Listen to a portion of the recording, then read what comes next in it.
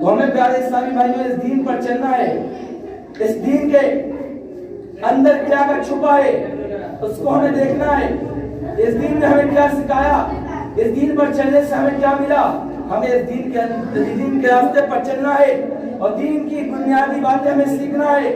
اس دین پر چل کر جو ہماری راہ راست ملے گی, جو راستہ اہدنا الصراط المستقیم کا راستہ ملے گا, جس پر چل کر ہمیں نبی اور آل نبی اور تمام صحابہ کی محبت آئے گی, یہ وہی دین ہے پیارے اسلامی بھائیوں.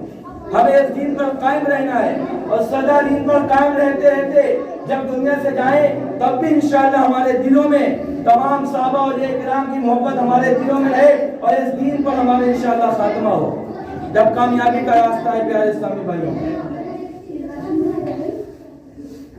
پیارے اسلامی بھائیوں, یہ دین پر چلنے والے بزرگ رضی اللہ تعالیٰ عنہ اجمعین, ان کی زندگی کو اٹھا کر دیکھیں, ان کے راستوں کو دیکھیں کہ حقیقتاً جو دین کے راستے تھے وہ نبیوں نے راستوں کو چلا, وہی راستے صحابی نے اپنائے, وہی راستے اولیاء کرام نے اپنائے, وہی راستے ہمیں اپنانا چاہیے پیارے اسلامی بھائیوں.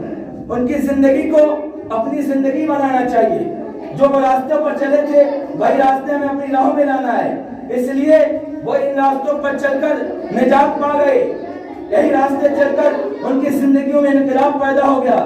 یہی راستوں پر چل کر ان کی زندگیاں بدل گئیں اور یقیناً ہم بھی ان کے راستوں کو اپنے راستوں پر لائیں اور ان کے دینی جو کام کرتے تھے, جو راستوں دین کے خاطر انہوں نے اپنی راتوں کی زندگیوں کو اور اپنی رات کی نیندوں کو, دینوں کے چین کو قربان کیا, انہوں کے راستے پر چل کر ہم بھی انشاءاللہ اپنی زندگی میں انقلاب پیدا کر سکتے ہیں.